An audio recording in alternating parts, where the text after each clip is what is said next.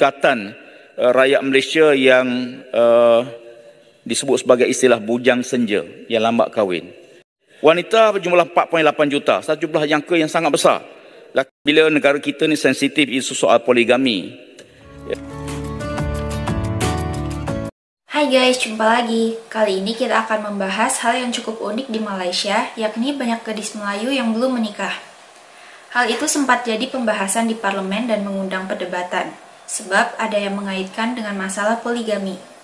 Yuk kita simak video berikut ini.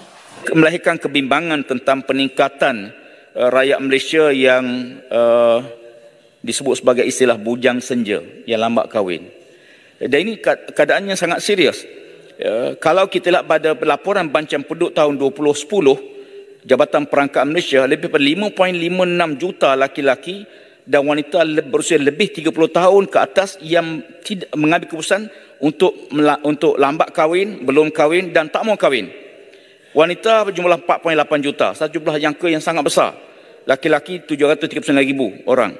Dan kalau dianalisa pada punca kelewatan berkahwin, punca kewangan menjadi punca utama 56%. Tiada calon suami atau tiada calon sesuai 18.4%. Kerjaya 9.4%. Saya ingin mengambil perhatian bahawa bila negara kita ni sensitif isu soal poligami, bila sebut poligami macam buat jenayah, saya fikir kementerian perlu rasional dalam isu ini, di mana bagi mereka yang mampu ada kelayakan boleh berlaku adil, satu sokongan moral perlu diberi. Kita boleh bayangkan 8.4 juta wanita yang belum kahwin. Walaupun itu bukan penyelesaian yang muktamad, tapi saya fikir perkara ini akan dapat diberi jalan keluar. Bagaimana nak selesaikan masalah wanita yang mak kahwin. Saya fikir orang belah sana pun ramai yang sokong saya. Terima kasih kerana idea sekadar untuk dipertimbang oleh pihak kementerian mencari jalan. Ya, terima kasih. Kubang Kelian 1 ke 2 Kubang Kelian? Boleh atas kemampuan sampai 4. Tak, Kubang Kelian 1 ke 2? Saya menyokong usul ini, cadangan ini. Soal kemampuan, kehendak dan sebagainya. Ada yang kemampuan, teruslah jalan. Walaupun saya masih 1, tetapi ada 3 lagi masih kosong. Ya, saya tunggu. Mungkin kita bergerak bersama. Terima kasih. Terima kasih Yang Berhormat Kubang Kelian. Satu benda yang menarik. Minta peraturan tetap 36(4). Kerana saya rasa adalah menjadi kesalahan bagi ahli-ahli Dewan yang menggunakan bahasa kurang sopan, biadab ataupun membuat pernyataan yang seksis. Saya kira apa yang dikatakan oleh Kubang Kelian ini agak sangat seksis. Kenapa wanita tak kahwin adalah masalah? Kenapa wanita lambat kahwin adalah masalah? Tetapi lelaki lambat kahwin tak kahwin bukan masalah yang perlu diatasi oleh masyarakat kita. Yang kedua adalah ini adalah hujah yang untuk saya fikir tak perlu panjang. Saya rasa fikir ini bukan isu seksis. Saya sebut faktanya punca kewangan 56% tak kahwin. Tiada calon suami 18.4%, kerjaya 9.4%. Bukan soal seksis. Ini tak timbul ini soal adalah seksis kerana adalah kata masalah. Apa itu masalah? Masalah wanita tak kahwin bukan masalah. Ya, itu bukan satu masalah yang perlu diatasi. Ya, dan kedua, saya fikir gini. Saya rasa galakkan berpoligami ini amat tidak sopan, amat menyinggung hati isteri-isteri, bukan sahaja di parlimen tetapi juga wanita di luar sana yang merupakan isteri.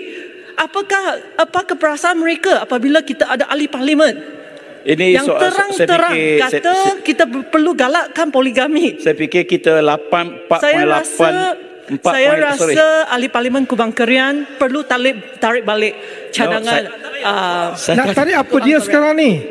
Apa nak tarik balik? Ini bukan soal. Ini sangat menyinggung hati pengurusi. Menyinggung hati, sangat seksis. Saya rasa budaya seperti ini tidak boleh diteruskan di parlimen ini.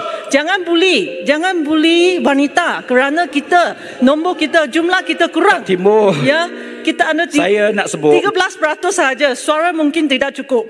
Tetapi ini satu bentuk buli dan juga seksis. Saya ingat tak ada kena-mengena. Kalau boleh ahli parlimen Kubang Kelian tarik balik kenyataan tersebut. Saya tidak akan tarik balik.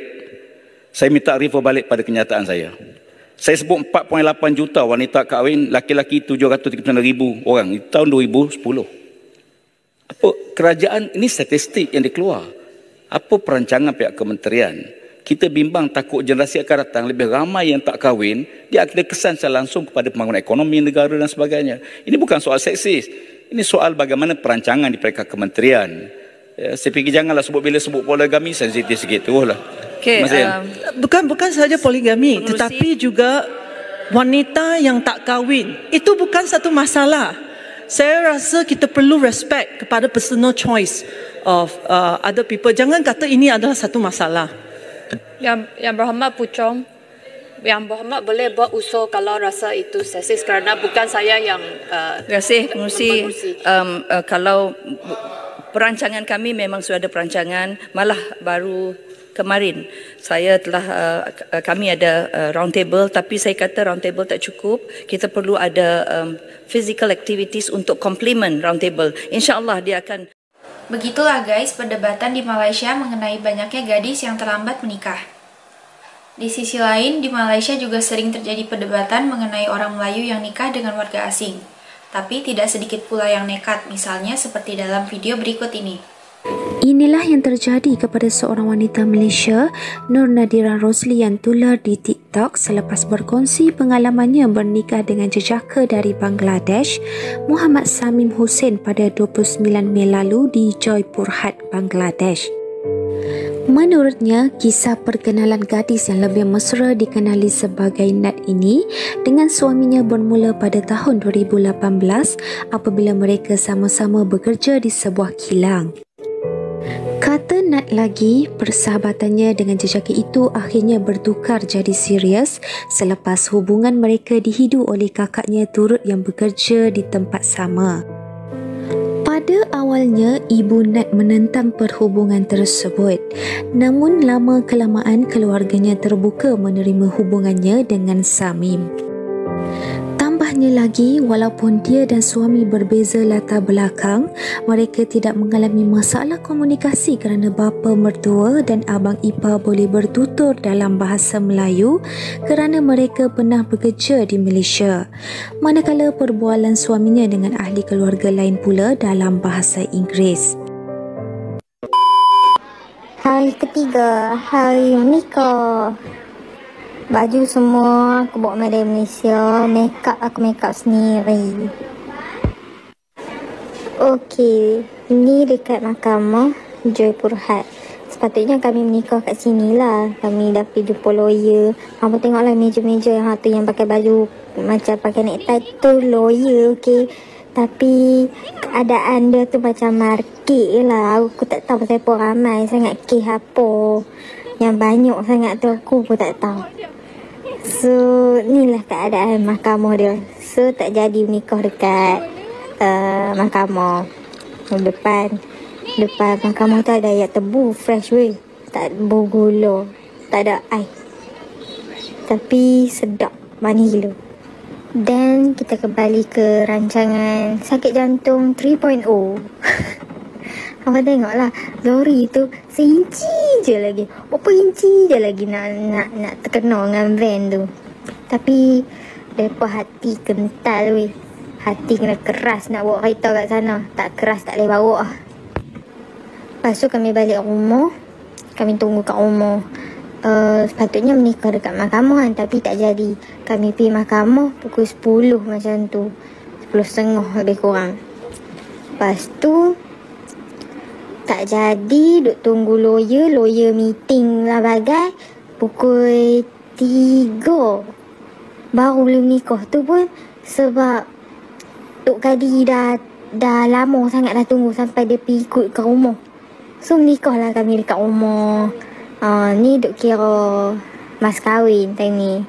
Tu cincin dah semua beli dekat Malaysia belakang. Sebab aku tak minat design cincin sana. Tapi dapat juga mak mentua bagi. Dan ni boleh tengok lah proses nak menikah lah time ni. Begitulah guys kisah gadis Melayu yang nikah dengan warga asing. Sebenarnya hal itu fenomena biasa saja. Tapi di Malaysia, kaum Melayu tampaknya khawatir jika orang asing semakin menguasai ekonomi negaranya. Terima kasih sudah menonton sajian kami, sampai jumpa lagi.